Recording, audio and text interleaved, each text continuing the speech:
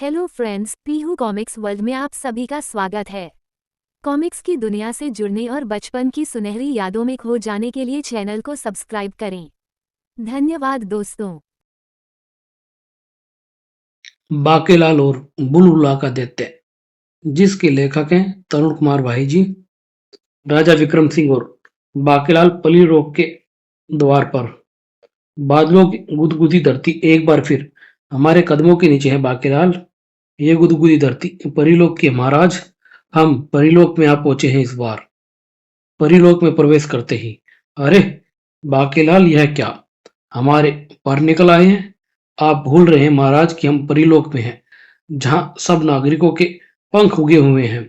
वो देखिए उधर, इन पंखों की मदद से हम उड़ भी सकते हैं। अरे वाह बाकेलाल, उड़ते हुए तुम ततैया लग रहे हो। ही ही ही। जैसे ही बाकेलाल नीचे उतरा, तुम दोनों शायद नए आए हो परिलोक में, इसलिए मैं तुम्हें एक बात बता देना चाहता हूँ। आप कौन है बाबा? और यह क्या, आपके पंख कहाँ गए? बेटा, मैं कभी परिलोक का रक्षक था। परिलोक का एक पड़ोसी राज्य है बुलबुला, जहाँ दैत्यों का राज है। छल कबड्डी कबड्डी कबड्डी। दैत्यों का राजा बुलबुला एक क्रूर प्रवृत्ति का दैत्य है, जिसकी परिलोक से आज तक नहीं पटी है। हा हा हा। कितना रोचक खेल है। ये खेल हमने पृथ्वीलोक से सीखा है। अरे वाह, कबड्डी कबड्डी कबड्डी। बुलबुला के दैत्य को एक वस्तु बेहद प्यारी है, हम परिवासियों की। दैत्यराज की जय हो। दैत्यराज में चक्रम देश का व्यापारी बरकम हूँ। दानवों के स्वादिष्ट डिब्बाबंद अंगों के सिलसिले में मैं आपके राज्य में आया हूँ, और आपके लिए लाया हूँ भेंट। परीलोक की एक परी के परों का जोड़ा। परीलोक के परी के पर, अरे वाह। चक्रम देश के इस व्यापारी बक्रम को मानव के डिब्बाबंद स्वादिष्ट अंगों के आयात का पूरा आदेश दे दो। उधर बूढ़ा परा एकाएक उदास होकर कह उठा, बच्चों, मैं तुम्हें यही बताना चाहता हूँ कि परिलोक की उत्तरी सीमा पर उतरने की चेष्टा कभी ना करना, अन्यथा अपने परों से हाथ धो बैठोगे तुम, जैसे कि मैं हाथ धो बैठा हूँ। ओह, तो यह बात है। आप फिक्र ना करें बाबा, हम उत्तरी सीमा पार करने की चेष्टा कभी नहीं करेंगे। किंतु बाबा, क्या दैत्य परिलोक में नहीं आ सकते? नहीं, परिलोक की परी रानी तिलोली को उनके गुरुदेव के मिले वरदान के कारण अगर दैत्यों ने परलोक में प्रवेश करने की चेष्टा की तो वे जलकर भस्म हो जाएंगे। इतना कहकर परा आगे बढ़ गया था। बूढ़े के जाते ही, बाकीलाल, भला हमें क्या जरूरत पड़ी है परिलोक की उत्तरी सीमा पार करने की? जी हाँ महाराज, आइए अब आगे बढ़ते हैं। चलते चलते सहसा विक्रम सिंह कह उठे, बाकीलाल, बचपन में हम एक खेल खेला करते थे, पकड़म पकड़ाई का। जी हाँ महाराज, बचपन के दिन भी क्या दिन थे। बाकीलाल, आज हमारी इच्छा फिर वही खेल खेलने की हो रही है। क्या? किंतु महाराज, इस उम्र में खेल क्या आपको शोभा देगा? ठीक से चला भी नहीं जाता मोटे मुच्छड़ से, और पकड़म पकड़ाई खेलेगा? कुछ भी हो बाकीलाल, अब तो भागने में मोटापा भी हमारे आड़े नहीं आएगा। पता नहीं फिर कभी ये अवसर मिले या ना मिले। आओ बाकीलाल, इस अवसर का लाभ उठाए। मैं चोर बनूंगा और तुम सिपाही। ठीक है महाराज, आप भागिए, मैं पकड़ता हूं आपको। विक्रम सिंह और बाकीलाल अपने बचपनों की याद को ताजा करने लगे। बाकीलाल, आ जाओ, पकड़ो मुझे। उलुलुलु, मोटे मुच्छड़, मुझसे बचकर कहाँ भागेगा। बाकीलाल से बचता बचता विक्रम सिंह उड़ चला एक और। विक्रम सिंह तक तो क्या बाकीलाल की आवाज ना पहुंची, किंतु नीचे खड़े दोनों परा सैनिक तब तक बाकीलाल की आवाज पहुंच गई थी। ओह, लगता है वह पतले वाला मोटे वाले की जान के पीछे पड़ा। अरे, ये दोनों तो बाकीलाल और विक्रम सिंह हैं। क्या तुम इन्हें जानते हो? नहीं, किंतु ये दोनों परिलोक में नए आए हैं, और आते ही ये लड़ाई झगड़े पर उतारू हो गए। ठीक करना पड़ेगा इन्हें। एकाएक बूढ़ा परा भयभीत हो उठा, किंतु ये दोनों तो उत्तरी सीमा की ओर बढ़ रहे हैं। उफ, अगर इन्होंने उत्तरी सीमा पार कर ली तो गजब हो जाएगा। आओ चौकट सिंह, जल्दी से मेरे साथ आओ। उफ, मेरे मना करने के पश्चात भी ये दोनों अपनी हरकतों से बाज नहीं आए हैं। उधर विक्रम सिंह तेजी से उड़ा जा रहा था। बाकीला, लगता है मेरा बचपन लौट आया है और मैं नन्हा सा बच्चा बन गया हूँ। आओ आओ, पकड़ो मुझे। सचमुच बहुत तेज गति से उड़ रहा है ये मोटा तो। अचानक चौंक पड़ा बाकीलाल। अरे, यह क्या? उत्तरी सीमा पर लगी चेतावनी। उफ, ये मोटा मुच्छड़ तो उत्तरी सीमा पार कर गया है। चलो अच्छा हुआ, मोटे मुच्छड़ ने से जान छूटी अब। उड़ता हुआ मैं इसे ततैया लग रहा था। अब पता चलेगा बच्चों को जब दैत्यों के पंजे में फंसेगा, और फिर तभी पकड़ लो इस बाकेलाल आई। ये मुसीबत कहाँ से आ गई। इधर विक्रम सिंह पर भी टूट पड़ा मुसीबतों का पहाड़। हा हा हा, एक और मुर्गा फंस गया तोड़ मरोड़ के जाल में। पकड़ लो इसे। हा हा। अबे कौन हो तुम। मैं हूं बुलबुला का प्रहरी तोड़ू, और मैं हूं बुलबुला का प्रहरी मरोड़ू। ये जो पंख तुम हमारी पीठ पर उगे हुए देख रहे हो ना, ये तुम परिलोक वासियों के हैं, जो तुम्हारी तरह ही पकड़म पकड़ाई खेलते हुए बुलबुला की सीमा में आ घुसे थे। उफ क्या। तो क्या मैं बुलबुला में प्रवेश कर गया हूँ। नहीं। बाकीलाल कहाँ गया। बाकीलाल को वहां सैनिकों ने पकड़ रखा है, और मुझे इन दैत्यों के चुंगल से छुड़ाने के लिए उससे छूटने का प्रयास कर रहा है। ओह क्या करे। मरोड़ा ने लगाया एक भयानक अठासा, और हा हा। तोड़ू।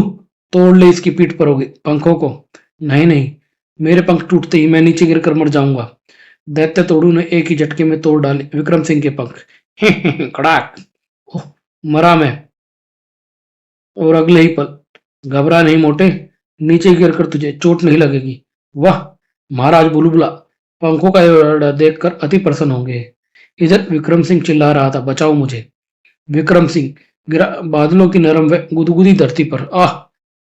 यह देख बाकीलाल को दबोच खड़े सैनिक क्रोध में भर उठे थे। बाकीलाल, तुम्हारे कारण एक निर्दोष व मासूम परा को अपने पंखों से हाथ धोना पड़ा है, मगर मेरी बात तो सुनो। इसमें मेरा कोई कसूर नहीं है। मैं तो चौखट सिंह, इसे परी रानी तिलोली के पास ले चलो, वही करेगी इसका फैसला।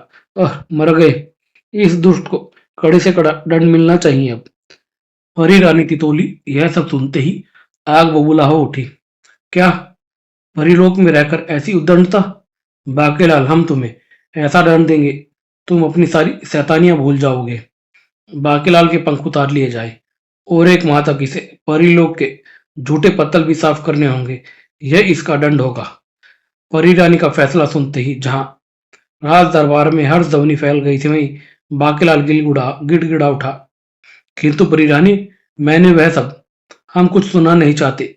ले जाओ बाकेलाल को, इसके पंख उखाड़ लो। बाकेलाल के पंख उखाड़ दिए गए। आज के बाद परिलोक में ऐसी हरकत करने का दुस्साहस कोई नहीं करेगा। बाकेलाल दर्द से कर्रा रहा था। बेचारा बाकेलाल बुरा फंसा पकड़म पकड़ाई खेलने के चक्कर में। उफ, आज तो बड़ी बेइज्जती हुई है। और यह सब हुआ उस मोटे मुच्छड़ के कारण। काश दैत्य पंख मरोड़ने के साथ ही उसकी गर्दन भी मरोड़ देते, और फिर बाकीलाल परीलोक से गुजरा। अरे देखो, पंख मुड़ा जा रहा है। पंख मुड़ा। हाँ हाँ, पंख मुड़ा। बाकीलाल का क्रोध जा पहुंचा था सातवें आसमान पर। मेरी इतनी बेइज्जती कभी नहीं हुई है। अपनी इस बेइज्जती का बदला मैं जरूर लूंगा परी नानी से। अपनी गोदी में गांठ मारकर मैं ये प्रतिज्ञा करता हूं कि जब तक इन सबको पंख मुड़ाना कर दूं, मुझे चैन नहीं मिलेगा। अपनी बोधी की गांठ भी मैं तभी खोलूंगा। उन्हीं दिनों बुलबुला के दैत्यों का आतंक पृथ्वी पर भी फैला हुआ था। परिलोक के परों के पंखों के कारण उड़कर हम पृथ्वी पर आसानी से पहुंच जाते। दोनों धरती पर आ पहुंचे।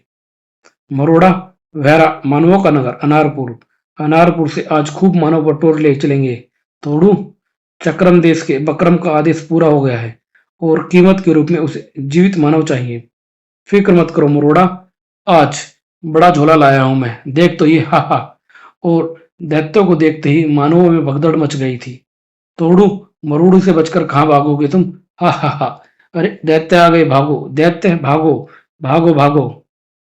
तुम भाग जाओगे बच्चू तो बड़ा झोला कैसे भरेगा। ओह बचाओ। चलो बड़े झोलों में चलो अब तुम। बचाओ मुझे। मरुड़ी ने भी दबोच लिया कई मानवों को। खोल रे तोड़ू, जल्दी खोल इस झोले का मुंह। वाह, कमाल हो गया, इतने सारे एक साथ। शीघ्र ही तोड़ू का झोला मानवों से लबालब भर गया था। ये किया मैंने इस झोले का मुंह बंद। तभी दूर दिखता चीख पड़ा मरोड़ू। तोड़ू जल्दी कर, सैनिकों का दल इधर ही आ रहा है।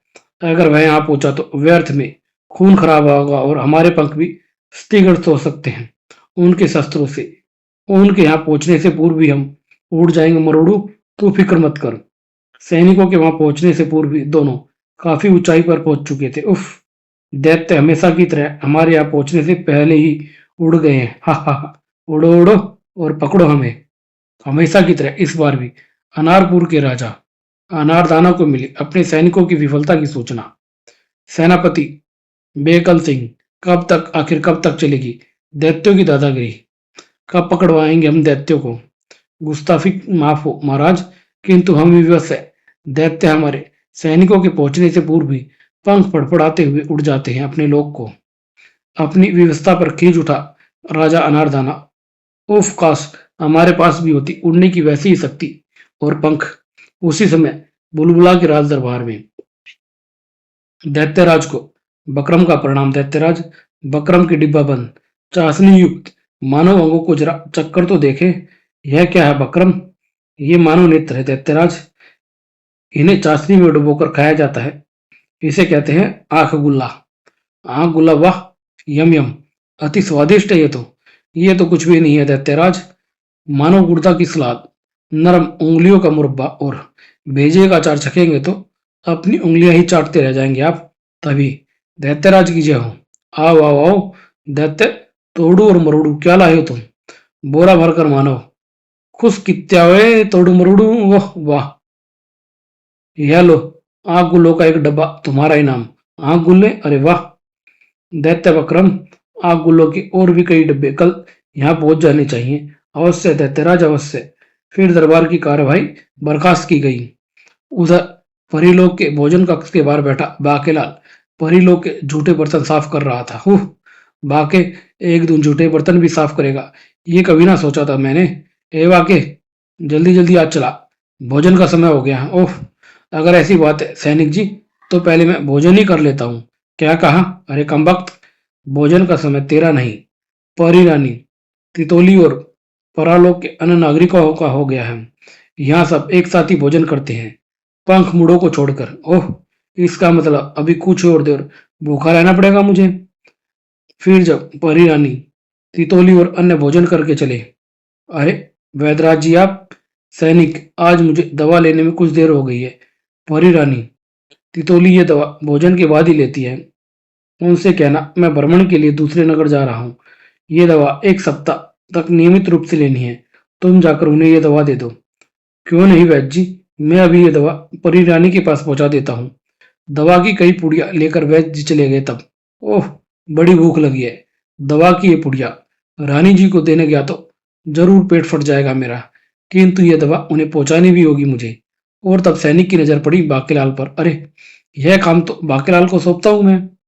सैनिक ने सारी पुड़िया बाकेलाल को थमा दी। बाकेलाल, जल्दी से ये दवा परी रानी को दे आओ, तब तक मैं तुम्हारे लिए भोजन परोस कर रखता हूँ। किंतु ये दवा है कैसी?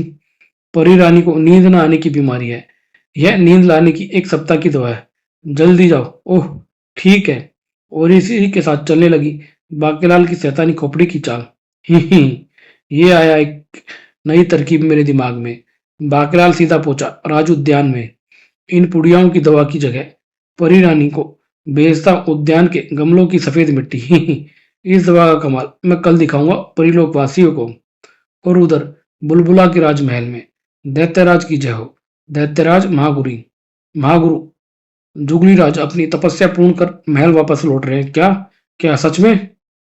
दैत्यराज सहित दैत्यों की भारी भीड़ जुगली राज का स्वागत करने के लिए महल के मुख्य द्वार पर थी। महागुरु जुगली राज जिंदाबाद जिंदाबाद, जुगली करता हुआ धीरे धीरे महल की ओर बढ़ रहा था। जुगली राज, दैत्यराज बुलबुला आपका स्वागत करता है महागुरु। चबड़ चबड़। दैत्यराज, मेरी तपस्या पूर्ण हुई। भगवान शंकर ने मुझे प्रसन्न होकर यह वरदान दिया है कि परिलोक में प्रवेश के पश्चात दैत्य भस्म नहीं होंगे। ओह, चबड़ चबड़। यह सुनते ही दैत्यराज बुल्लोला की प्रसन्नता का ना कोई ठोर रहा और ना कोई ठिकाना। वाह, तब तो मैं कल ही प्रातः सेना लेकर चढ़ाई कर देता हूँ परिलोक पर और छीन लेता हूँ सबके पंख। हा हा, ताकि मेरे सैनिक पृथ्वी पर जाकर और अधिक मानव ला सके। परिलोक में अगले दिन भोजन से पूर्व बाकेलाल अपना जाल फैला रहा था। ये बर्तन रसोई घर में प्रवेश करने में मेरी मदद करो। रसोई घर में प्रवेश करने के साथ ही बाकेलाल ने बर्तनों को पटका और जल्दी कर बाकेलाल बेटे, भोजन के लिए आते ही होंगे सब के सब। बाकेलाल ने पुड़िया में रखी सारी दवा खीर से भरी डेग में उड़ेल दी। अब आएगा मजा। इन सब के मूर्छित होते ही मुझे अपना काम करने का अवसर मिल जाएगा। फिर जैसे ही बाकेलाल दवा डेग में उड़ेल कर रसोई से बाहर निकला, ओह, सभी परिलोकवासी परी रानी के साथ पीछे पीछे आ रहे हैं भोजन कक्ष की ओर। परी रानी सहित सभी परिलोकवासियों भोजन करने लगे।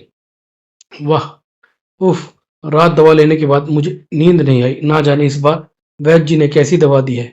और फिर भोजन करते ही, अरे यह क्या, भोजन करते ही मेरा सिर भारी हो रहा है। मुझे गहरी नींद आ रही है। देखते ही देखते सब बेहोश होकर वहीं लुढ़क गए थे। वाह, बन गया काम।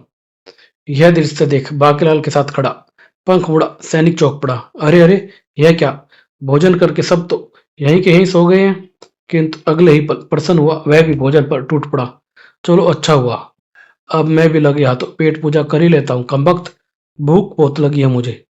खीर खाते ही वह भी लुढ़का। चलो अच्छा हुआ, ये भी गया काम से। अब पूरे परिलोक में केवल मैं जाग रहा हूँ। हा हा। तब बाकीलाल ने शुरू किया अपना काम। सबसे पहले निकालूंगा परी रानी तितोली के पंख। एक एक करके बाकीलाल परिलोक के सभी निवासियों के पंख उतारता चला गया। अब पता चलेगा तुम सबको ये पंख मोड़ा बाकीलाल क्या चीज है। और कुछ ही देर में पंखों का एक विशाल गट्ठर बांध रखा था बाकीलाल के सामने। हा हा, अब ये पंख मैं फेंक दूंगा पृथ्वी पर। हा हा, मजा आएगा। अपनी प्रतिज्ञा पूरे होते ही बाकीलाल का हाथ गया अपनी पैरी चोटी पर। हा, अब खोलूंगा मैं अपनी चोटी में लगी हुई गांठ को। गांठ खोल दी बाकीलाल ने अपनी चोटी की। पृथ्वी पर राजा अनारदाने के महल के प्रांगण में एकत्रित थी राजा की सेना। राजा अनारदाना अपने सैनिकों को संबोधित कर रहे थे। सैनिकों, बुलबुला के दैत्यों के बार बार के हमले से हमारी प्रजा में भय फैल रहा है। इस भय को समाप्त करने के लिए हमें दैत्यों को सदा के लिए समाप्त करना होगा। आज से नगर के चप्पे चप्पे पर सैनिकों का एक न एक जत्था हर समय तैनात रहेगा ताकि जरूरत पड़ने पर वह सैनिक जत्था दैत्यों का जमकर मुकाबला कर सके।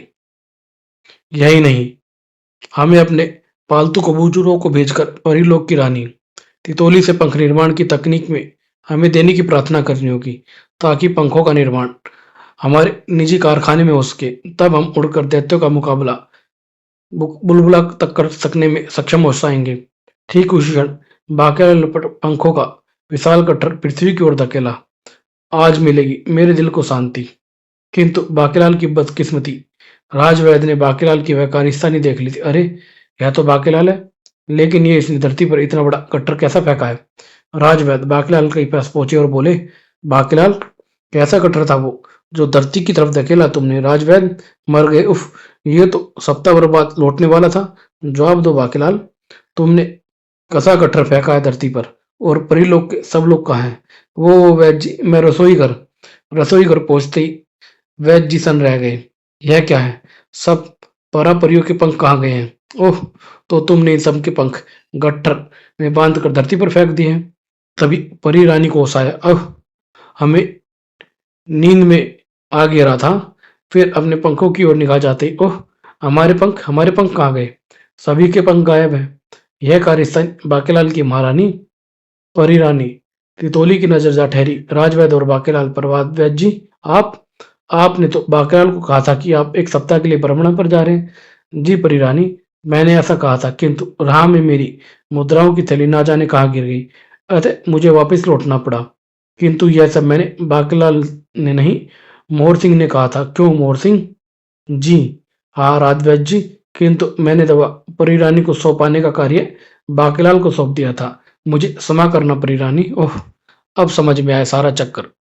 अपने पंखों का बदला लेने के लिए बाकीलाल ने नींद की दवा देकर तुम सबके पंख तोड़ डाले और उन्हें धरती पर फेंक डाला। क्या, मर गए बेटा बाकीलाल, अब तू नहीं बचने वाला।